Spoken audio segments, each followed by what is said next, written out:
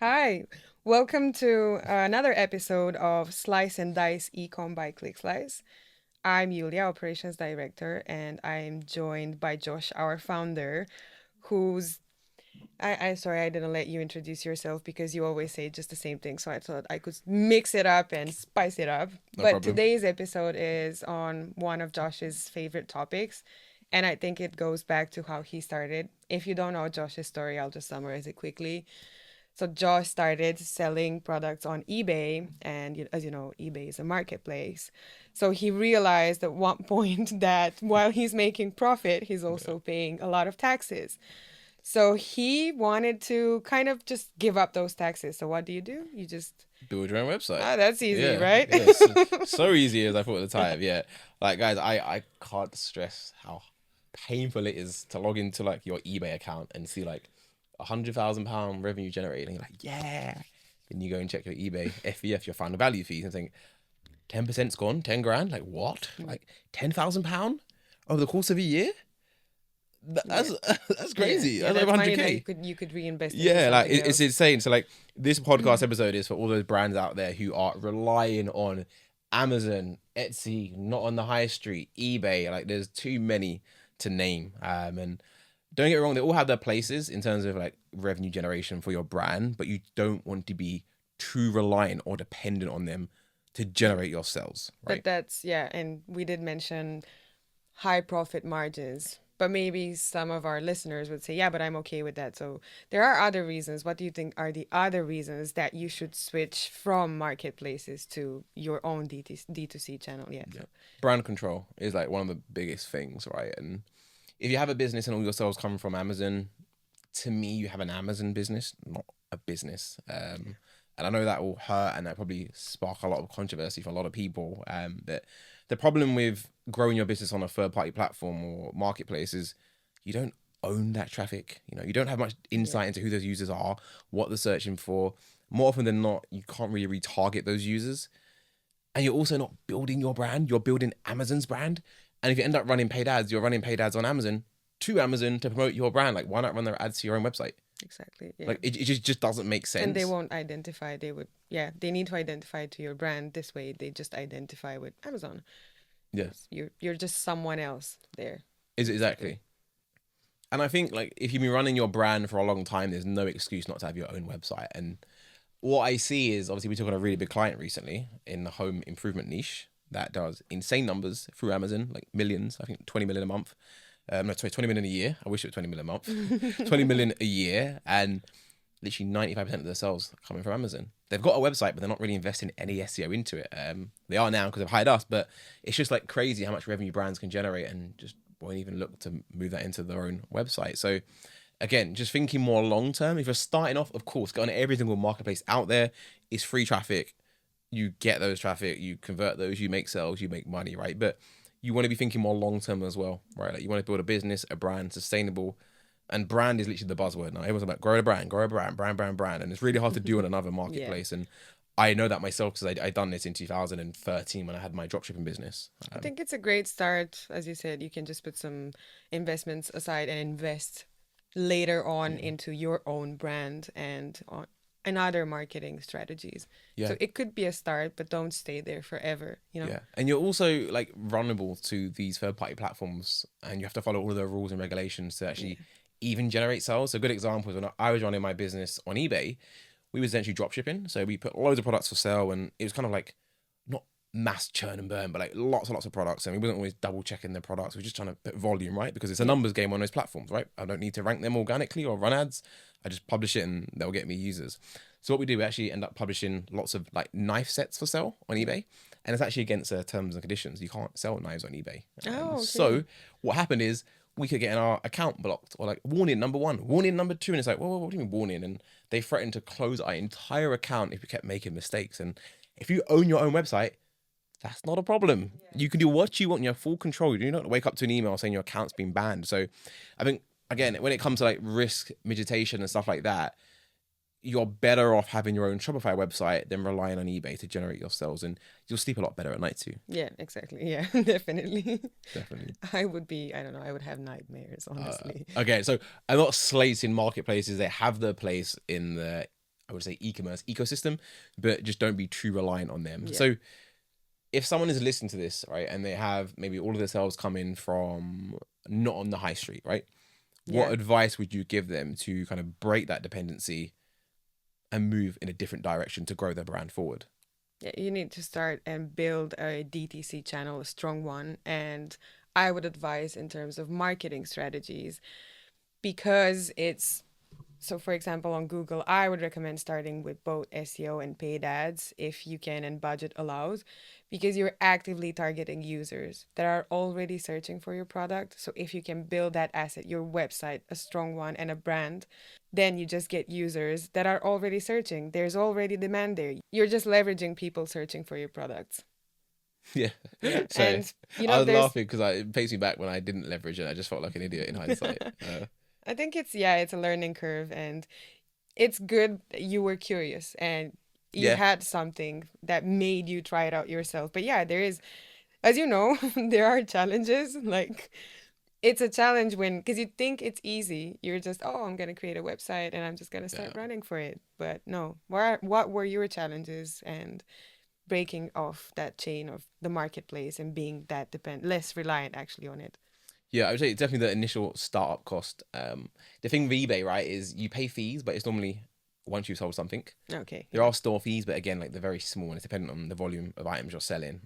So it's kind of low barrier, which is in its own right another disadvantage because it's so easy to enter the market on eBay. Like you're going to get more competitors than you will organically through SEO on your own website or even paid ads to the website, right? It's just going to be how it is. But the initial investment in terms of building your website, getting it developed, getting it designed, that can take quite a bit of time. And if you're pushed for budget, then I definitely recommend working with a freelancer to help you with that instead of an agency, because agencies typically will have larger fees. And if you find someone who has experience in your niche that can build Shopify websites, that would be my recommendation.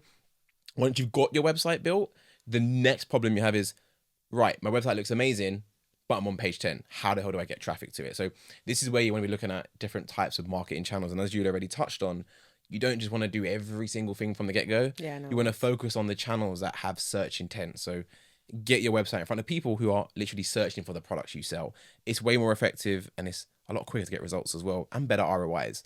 So my advice would be, like I said, what you said as well, do organic search, SEO, and do paid search, Google ads. Get ads in front of people.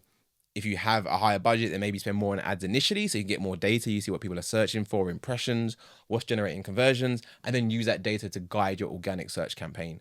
Yeah, So again, exactly. That's what I wanted to say as well. I would recommend starting a bit with ads first, just because it can help you drive sales faster, which in turn can help you reinvest those money into other channels. And it also supports the SEO strategy. So it's a win-win situation. yeah. And I guess the last challenge you'll have when you're building your own website is the trust. You need to essentially convince Google you are a trustworthy website to rank for your terms, and that doesn't happen overnight. Like typically, like 6 to 9 months, and can even be a lot longer depending on what keywords you're targeting. It can be shorter again in some rare instances that we've seen on brand new domains, like 3 months, for example, with our previous client from last year. However, with this in mind, knowing that it's more of a long term approach and it takes a while to rank, this is even more of a bigger reason why you should be doing this right now. Yeah. Like if you own an ecom brand, I'm looking at you right down the camera and saying this directly to you. If you own an ecom brand and you're relying on Amazon, Etsy, eBay, not on the high street, all of those platforms to generate sales, you need to invest in your own website. Put some money aside from your marketplaces, build the site, start investing in SEO, and before you know it, that site will start generating more and more sales that you can then reinvest in the site to grow it. Then you can move away from all of these third-party marketplaces and become less reliant on them and pretty much own your brand and own your business. Yeah, and I think this is really spot on. And it also goes back to one of our other episodes where we were discussing how different marketing channels can play into your strategy. And paid social, for example, it can really help your brand. So once you've settled and you've got some income and you've got some revenue coming in, SEO is kicking off, you could also start looking into socials and building a community. So it's a step by step process, and it's once you have specific goals in place. Oh, no, she's saying the G word The again. keyword. Goals, goals, goals. Yeah, it's a lot easier to map it out, but that's how I would do it. If it was me, I would start with ads, then slowly look into SEO and build on that. And then I will look into socials and building a community around my brand and brand awareness. So Yeah, that's how no, I would do it. awesome, awesome. Isn't that how you obviously, yeah, how did you do it though? You've built your website and then you figured out SEO exists and you need it.